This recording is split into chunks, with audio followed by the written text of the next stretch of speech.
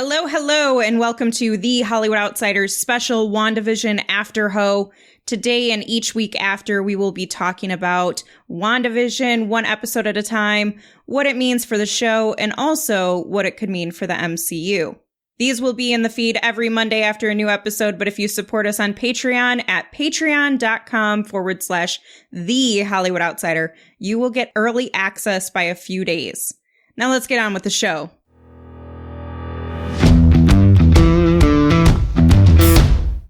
My name is Amanda Sink, and today I'm joined by my fellow guest ho, Vinny Schwartz. Howdy. Howdy, howdy, sir. How are you? I'm doing a lot better now that things are moving along. This episode is what you needed to get really invested, wasn't it? This was the refresher. This is the, okay, it's Marvel. It's Marvel now. It's definitely weirdness, but it's Marvel. Yeah, I think a lot of people who were not interested and invested in the sitcom type world and were getting a little impatient, like yourself. I mean, I enjoyed the sitcom elements because, I mean, they did that really well. Those parts were done very well. It's just, I don't know, maybe I blame technology. I have a short attention span now. Well, before we get into this, keep in mind we are full of spoilers here. We are on episode 4. We're going to talk about what the hex is going on. We're going to discuss our overall thoughts on the episode. Obviously, we liked it, but also some of the key characters, the plot points that are really important, and dissect what's really going on. This is episode 4. We interrupt this program. It is written by Bobak Asfarjani. I am so sorry. You did that so well. Thank you. And directed by Matt Shackman. Vinny, let's talk a little bit about your feelings on this episode where Monica Rambeau, tasked with a special assignment regarding sentient weapons, goes missing. Basically, we get a lot of answers, right? Yeah, it's definitely tying a lot of stuff together and finally giving you some answers, but also giving you more questions. Isn't that fun? That's what Marvel likes to do. Lots of fun. Oh, just leaving little things here and there, like maybe you'll figure it out, maybe you won't. Maybe it'll be important in like 10 years, who knows? Well, let's start with the beginning of this episode where Monica, aka Geraldine, is coming back after the blip. We see her 2 years after it happens, and she, along with a lot of people, are returning into this hospital. What do you think happens if someone gets unsnapped in the same space as someone's already standing? Do they form a whole new human being?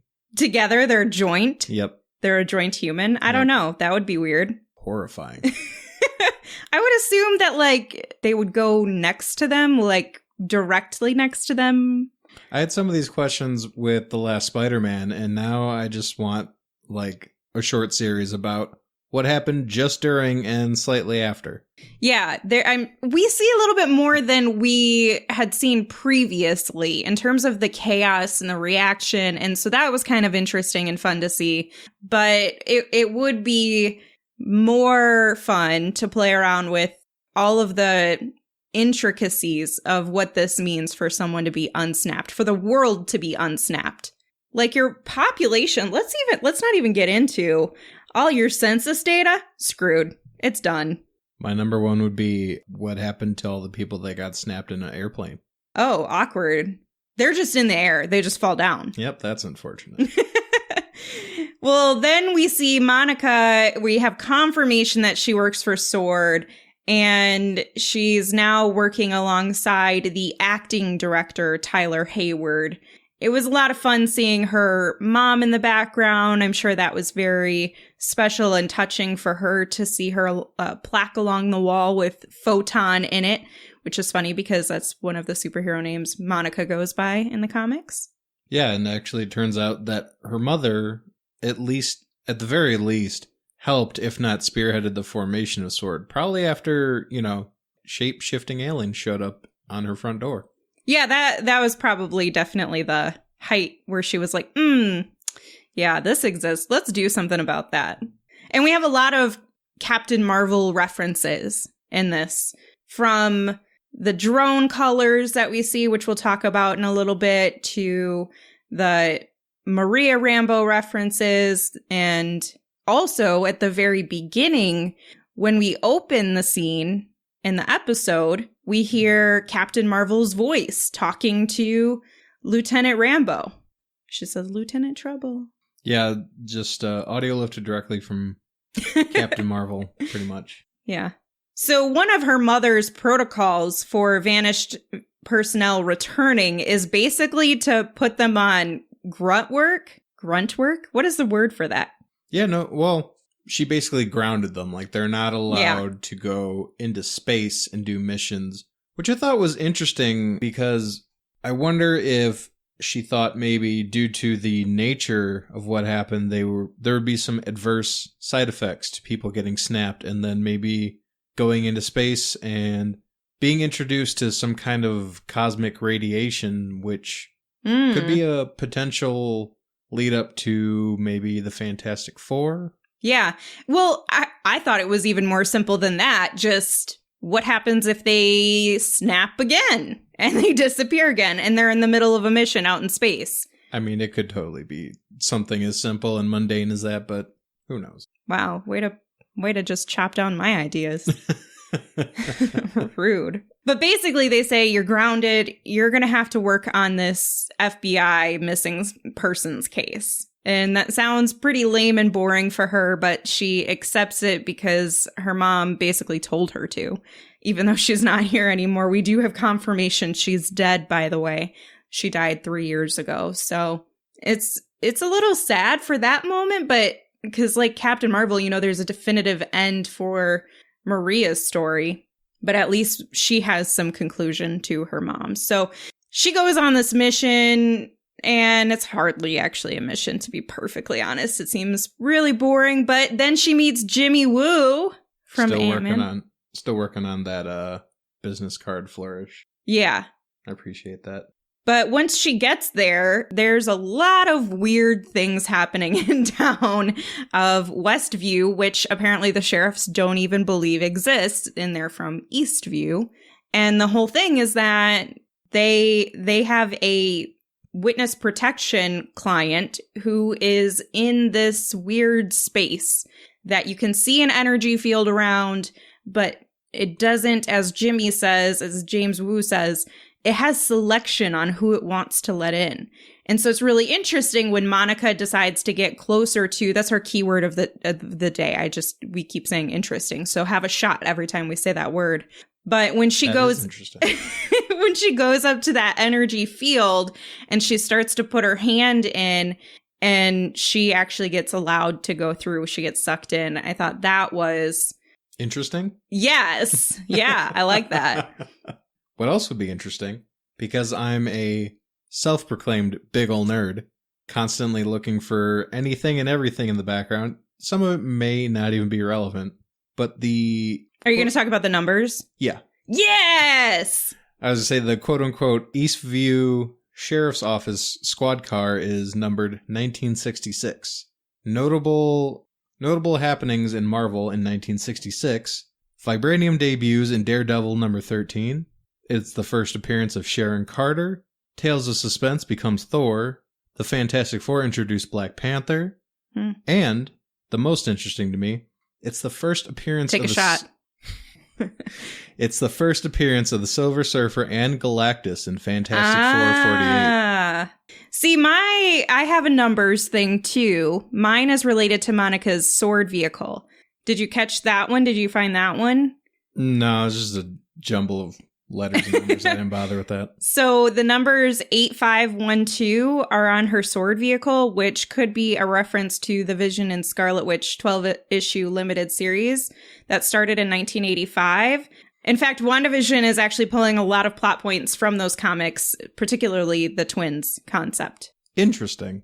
Yeah. Drink. So, one thing that we should point out that we saw happen on one end of the spectrum that we see more on the back end now is that helicopter drone that goes through, and we just saw it in the bushes and it was colorized, and Wanda had picked it up and it was this magical appearance of this object that shocked everyone. Well, now we know it's because Monica and Agent Wu were trying to see if they could get something through, and it disappeared on their end, but not before they capture a little bit of understanding that there is this energy field as it goes in.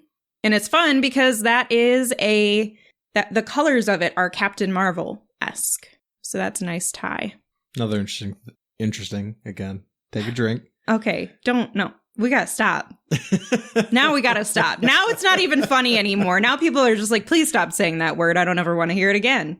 Another intriguing thing is that the force field kind of has that weird, like, staticky like sheen. Like poltergeist thing? No, like, it makes me think of those when we had tube televisions. If you got really close to the screen and, like, looked at it at an angle, you saw the red, blue, green lights kind of very faintly and like staticky along the edge of the actual screen. I don't know. Might be a coincidence or just some little fun detail. I don't know if it's that fun. I just thought it was interesting. That word. So with everything crazy and weird and misunderstood, Sword decides to call in Dr. I will repeat that again, Dr. Darcy Lewis from the Thor movies, played by Kat Dennings. She is an astrophysicist, whatever that means. Nobody really knows. And they're calling her along with a bunch of other people in to figure out what is actually going on with this Westview area because they can't figure it out. So they decide to get a specialist from each and every area and pull them in. And she happens to be one of them. Whole clown car, as she put it. She is so funny in this episode. God, I love her character and her portrayal. Did you like her? I mean, yeah, she's pretty funny. I think it's small doses. She's good. Well, her character is good in small doses. I like Kat Dennings herself, but her character in Thor, a little bit much at sometimes. Well, here I thought she was fantastic and perfect. But she starts going through all of her, I don't know, astrophysicist stuff and finds out that there is an enormous amount of CMBR, which stands for cosmic microwave background radiation. You big old nerd, you want to explain why this is important? Well, I thought it was intriguing, not interesting, because it is the leftover radiation from the Big Bang. And as we learned, the Big Bang is what spawned the Infinity Stones. And one of those stones, the Mind Stone, is what gave Wanda and her brother their powers. So she's emitting so much power that it's giving off a noticeable dose of this same radiation that you would get from the stones or from the Big Bang. Yeah, I'm sure that will end up being extremely prevalent and useful later on as this story develops. You had some crazy theory that you came across or came up with or something about it? So part of the theory that's lingering on the interwebs is that this radiation could be what empowers Khan and other Inhumans in the area because the fictional city of Westview is located in New Jersey, and Ms. Marvel just so happens to be famous for residing in Jersey City.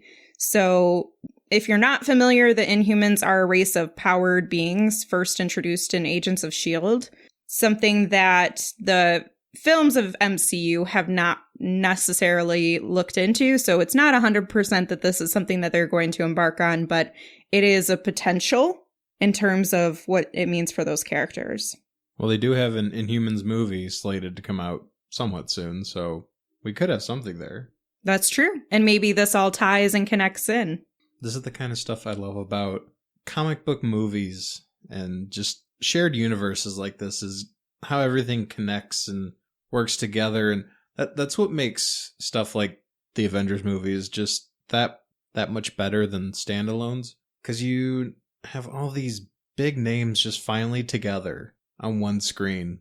And I just go nuts for that kind of stuff. Well, and part of it connects to Quicksilver, too. If they can manage to bring Quicksilver back, he does share an important connection to the Inhumans in the Marvel Comics going back to 1972. While they're on an adventure with the Avengers, Pietro becomes separated from the group, and then it's explained what happens to him in the Fantastic Four, where he was found in bad shape and saved by Crystal, who is the young sister-in-law of the Inhuman king, Black Bolt. During that time, she nursed him back to health, and they grew close, fell in love, got married, and he ended up becoming a long-term resident of the Inhumans' home, playing a special key role in their stories. So it's all connected somehow. Well, seeing that him and Wanda aren't considered mutants at this time due to previous legalities, they could be technically considered Inhumans at this point. They're just enhanced humans. Yeah, that's true. That's true. One thing, too, to point out that we figure out, because there's a few things that had happened in previous episodes, and there was a little bit of uncertainty of what it meant and who they were. And one of those was the Beehive Man. And that is actually fun to see kind of come alive, because this whole episode is great for that purpose, in really getting context around what we see and how so much of the show is about what we see is not necessarily reality. It's all a matter of perceptions and in what view you're seeing that from. And so not only is the entire world of or town of Westview in that way because of Wanda, it's also these tiny little things that they want to put towards the audience. So we thought there was going to be something very horrific about this Beehive Man character. And it turns out it's really just this like sewer guy who's just crawling through from Sword, who's just trying to get into Westview town through the sewer tunnels, and happened to pop up.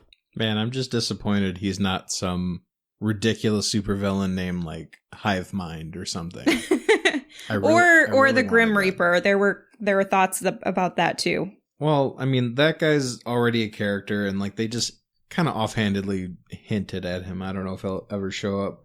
But it was just more, I wanted this guy to be some goofy villain named Hive Mind or something like that, where he's just some dude that could literally controls bees, because that would have been ridiculous. And a lot of people's worst nightmare. Like the Hollywood Outsiders host, Aaron Peterson. His actual worst nightmare. True. Yeah. And I didn't even want it to be a lot of bees either. He could have just controlled like 7. Just 7? Just 7 bees. 7 bees. That do his bidding. Do they get like giant size so then they can like just pick up and carry humans back? Or are they super powered? Nope, just 7 regular bees that just fly around, and like they all like struggle to like pick up stuff for him. Or just, like... So they're not even like super cool. They're just regular old bees. They're just regular bees, man. So weird. The other thing that we found out was in the episode where Wanda is talking with Dottie. And fun little thing, we don't get any information about who she really is, but we'll talk about that in a little bit. The voice on the radio that came through that shocked Wanda and caused Dottie to, her glass broke in her hand and she was bleeding. That voice was confirmed to be Wu. Now that we know he's part of this, we just obviously wanted to wait for the formal confirmation. So now we have that. So that's kind of fun too. And that's where we learn that from the outside, parts that Wanda or whoever doesn't necessarily like for the quote-unquote episode get censored. Oh, yeah. So when they have those skips, they're actually like moments missing in the episode. Which was pretty fascinating because we had seen what happened, so we as the audience know that there's something missing. But Dr. Lewis Darcy, she doesn't realize that. She just knows that there's like a weird skip in the show. And I love that everybody is actually invested in the show. Like people are now watching this like, oh, this is happening for Wanda and Vision. Yay. Specifically, Dr. Lewis. Yes, I can relate. And then as we progress through, there's the whole story with Geraldine / Monica Rambeau. When she's in there, they finally spot her, which is what their mission turned into, is trying to find Rambeau. And she is having that conversation with Wanda where she brings up Ultron, which at that point, there had not been a reference to the actual reality in the show from Wanda's show. And we get to see a little bit of the darkness behind Scarlet Witch as we hadn't seen before. where she confronts Geraldine about why she's talking about Ultron and what she knows and who she is. And she tells her, "You're not my neighbor. You're not my friend. You're a stranger and you're trespassing here. And I want you to leave." And she powers up those magic hands and plunges her through 3 walls of concrete in a giant field, which is when we saw her falling to the ground and those agents swarmed around her. That was from Wanda just literally kicking her ass out. She got yeeted. She got yeeted indeed.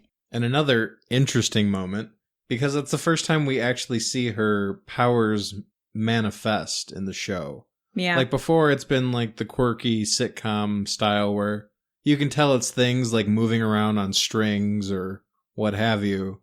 There's no real, like, there's no movie tie into her actually using her powers how she normally would. But this time, she actually conjures the red orbs again to fling Monica out of her reality. And then realizing what she's done, she starts to rebuild her house. Yeah. Which we kind of get another glimpse into how she can actually manipulate things.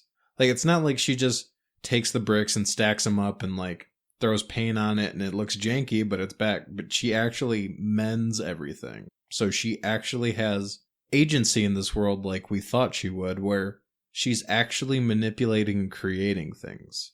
Yeah, it shows the level of power that she has, which I think in some ways has been underestimated, particularly by S.W.O.R.D., because they did not understand just how powerful and emotionally distraught she was until this moment. And I do want to point out one of the things that relates to Monica and her powers in the comics is that in the comics, her powers allow her to turn into energy, which could be a reason why she was able to get through that energy field, Wanda's field, to get into the world. I thought about that too, but I mean, the other S.W.O.R.D. agent made it through, and the beekeeper one. Yeah, that's true. He made it through fine. We don't know who he is, though, other than Agent Franklin. Maybe he does have powers, Vincent. Yeah, to control 7 bees to do his bidding. He's the hive mind. Sorry. That's what he sounds like in my brain. Ridiculous. I need to call someone about this real quick. So as they start breaking down in full Charlie Day mode, what is happening? They have their whiteboard. They're trying to figure out who is who. And I'm just going to give a quick little rundown of who the characters are. So Mr. and Mrs. Hart is quote unquote played by Todd and Sharon Davis. And fun fact about Sharon Davis, that is one of the art directors of the actual show. That's nice. Very meta. Yeah. Norm is played by Abhilash Tandon. Did I say that wrong? I mean, it doesn't sound right, but I can't exactly correct you at this because you're moment. Also partly white. Yeah. So it's not just me. Or I just don't remember. I don't either. That's part of the thing, man. So then we have Jones, who's played by Harold Copter. Beverly, played by Isabel Matsuri. Herb, played by John Collins, which is another art director for the actual show. The fun part is we don't have a file on Agnes. They didn't even mention her, but they did put her face up there and she is nameless, which I think lends to the credibility of the Agnes being Agatha Harkness theory. Nor do we get anything about Ralph. Ralph was mentioned so many times, and yet we have nothing to see of him. Nope, we just get awful stories about how he is just the worst. He's the devil, you know? The worst. See what I did there? Okay. We also didn't have any information on Dottie, which I thought was another key point to bring up. Oh, right. Yeah. That is a good point. Which kind of lends to the part where her hand does get cut and her blood actually shows up red. And a lot of things back when it was in black and white that showed up in color were things that were not exactly within Wanda's scope. Like either they were from outside of her immediate reality or they're things that she doesn't fully know what they are. Yeah. And then on the whiteboard for Wu, he's writing down all of the things that we don't know, which is fun because it's stuff we don't actually know also. And that is why the hexagonal shape, which is visually seen in many different ways, but also the force field from Wanda. We get a glimpse of that and we see that she has this hexagonal shape. So why that? Is it just simply a tie to the word hex, which has to do with her magic? Or is there something more behind that? Yeah, it's about the most I could find. Because that question stood out the most to me. Like, oh yeah, why is that? Because it does show up a lot. It's prominent. You know, there's got to be a reason behind it, I think, Right. even beyond the hex. Right, and I'm sure we'll get some kind of answer eventually, but at the moment, it's coincidental, which most of the time is never coincidental in MCU properties. Well, and it could be a signal of the big WandaVision villain theory has everything to do with hexagons. Well, there's a theory that, hex, of course, sounds like Wanda's ability to hex. It has 6 sides, 666, Mephisto's Marvel Devil. But I don't know. I don't really like that one. It doesn't seem to kind of gel with most of Marvel's like little hints that they like to drop here and there. I think it's a little too forced, but I don't know. Could possibly be what they're pointing at, but I don't think they need to do that. Maybe your beehive mind guy is still going to happen because they're made up of a bunch of hexagons. Yes, this is all a ploy by Hive Mind. He's the true Hive Mind. He's gonna be the MCU's next big bad. Just watch. You thought Thanos was bad. Wait till Hive Mind just strolls in, kicks everyone's ass with his 7 Bs. A few other things that they had on the board about what we don't know is why sitcoms, and likely not just for Dr. Lewis's pleasure, which I thought was so adorable. Yeah, when they finally realize it's a show, it just gets real meta, and it's real weird. Yeah. Well, and also the credits on the Wanda and Vision show, is names from the actual crew of WandaVision. Right. It's super meta. They really went all for it. Feels very Nick Cage. And the 2 other things that what we don't know is same time and space, ? Is Vision alive? ? And that leads us to probably, I would say, one of the biggest moments in this episode, aside from Monica realizing it's all Wanda, is when she plunges, just yeets Monica out of her house, and Vision comes back inside. When she sees him, he is the same Vision from Infinity War.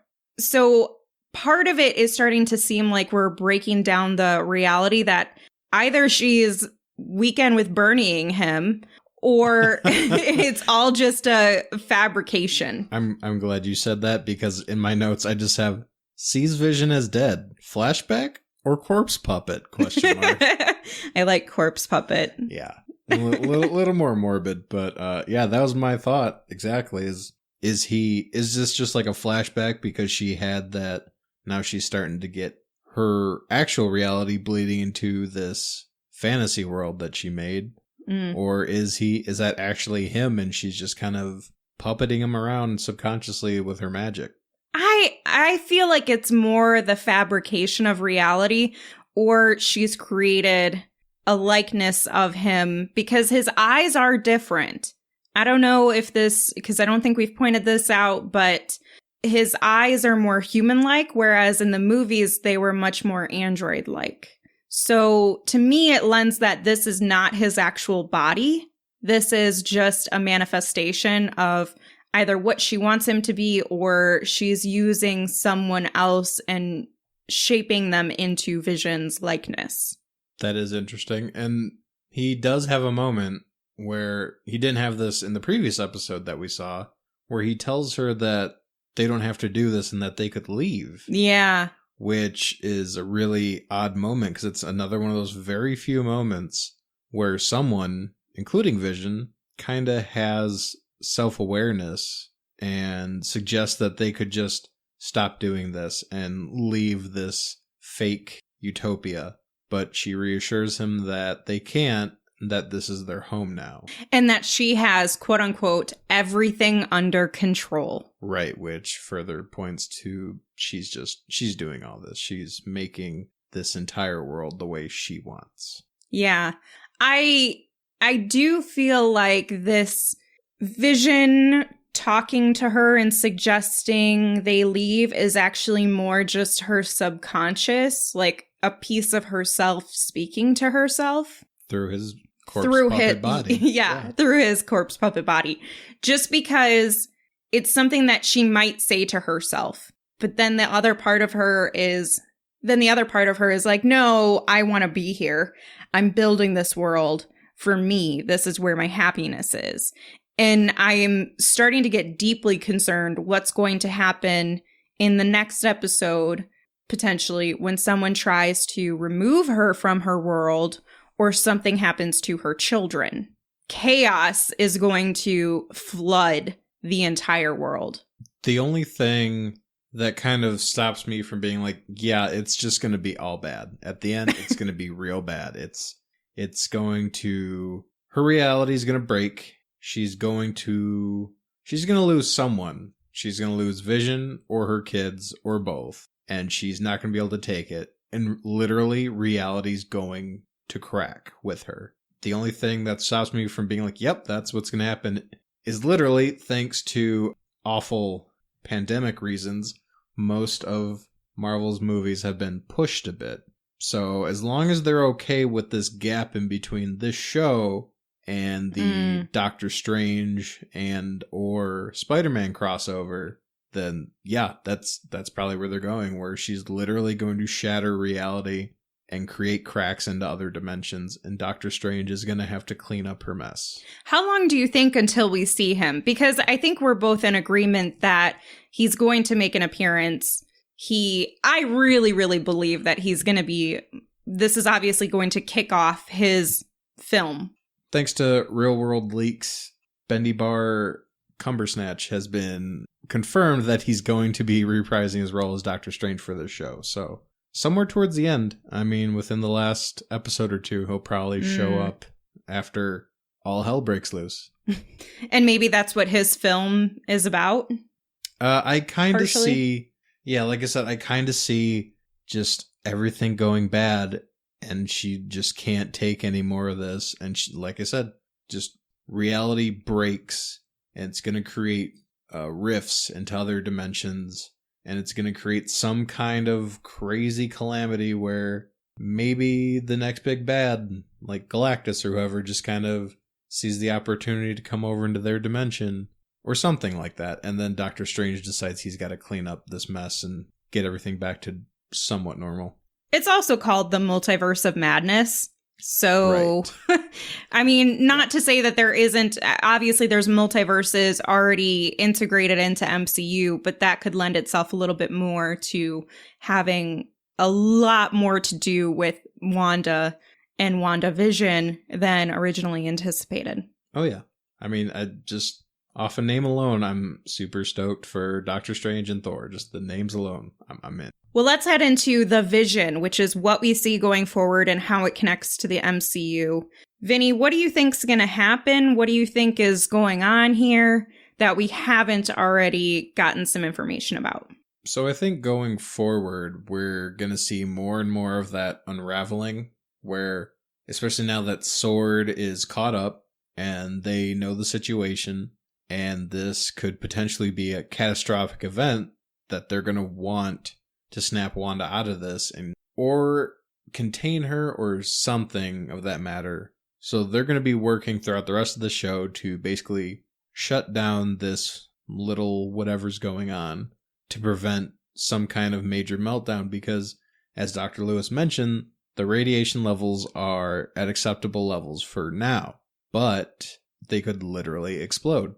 So we're going to see the eventual ramp up of her perfect little world start to come undone, and her own emotions and feelings start to slowly kind of take over and cause things to just go downhill. One of the connections that I think is really fascinating, and it's just a theory and a concept, is the potential Fantastic Four connection. The blue, black, and white sword color scheme could be teasing that connection, especially when Hayward and Monica are having that conversation about an astronaut training program that apparently isn't going very well. Right, and that's how they got their powers, is they go into space, get bombarded with, not super well versed in the Fantastic Four, but they get bombarded with some kind of cosmic energy, rays, what have you, which causes them to change and get powers. So that could very well be them introducing it. Yeah, I could see that happening. Any other thoughts or theories that you wanted to mention before we close out this episode? I mean, no, we covered everything pretty well, and things are starting to really pick up now, so I'm real excited for the next episode. Yeah, I'm very excited. I'm excited to see how dark they're going to take Scarlet Witch, because she can go very, very dark in terms of her emotions overwhelming her and ruling her to a capacity, because her magic is so innately tied to her emotions. We'll just have to see what happens. Yeah, good thing she loves Vision so much. Otherwise, sometimes wives are just like, I swear to God, sometimes I could just tear your head off and then accidentally, whoop, there it goes. Just twist. That would be hilarious, though. That would be dark. That would be real dark, but also really funny. Real dark. Well, that's going to do it for this episode of The Hollywood Outsiders WandaVision AfterHO. You can find all of our content, including interviews, reviews, podcasts at thehollywoodoutsiders.com and on your favorite podcast app. Don't forget to subscribe to The Hollywood Outsider if you're not a subscriber already, so that way you can get episodes the moment they are released. And if you didn't know, subscribing is free. And don't forget to sign up for Patreon. Go to patreon.com/The Hollywood Outsider, so that way you can get instant access to all of the respective content. Not only do we have early access to these WandaVision episodes, but there's also special episodes for Bad Movie Night, where we take movies that we think are not as bad as other people say, and we talk about them, and special bonus episodes. So make sure you hop on for that extra content. You can visit our social channels at Buy Popcorn on Twitter, at The Hollywood Outsider on Instagram, and we're also on Facebook with a fantastic group of like-minded movie and TV fueled individuals. So go on Facebook and join The Hollywood Outsiders group. That's going to do it for this episode. And remember, the next time you watch WandaVision on your couch, buy popcorn. How are you going to buy popcorn? You just buy, you know what? There's like Shipt, there's Instacart, there's so many ways you can buy popcorn from your couch. Okay. Or just buy it from your theater and pick it up. But no. Yes, support your theater, man. No, it's going to get stale by then. That's not any. You're not any good. Wow. Okay. Okay. Let's get out of here before you get a good comeback. I'm done. This podcast is over. It's canceled. I'm done.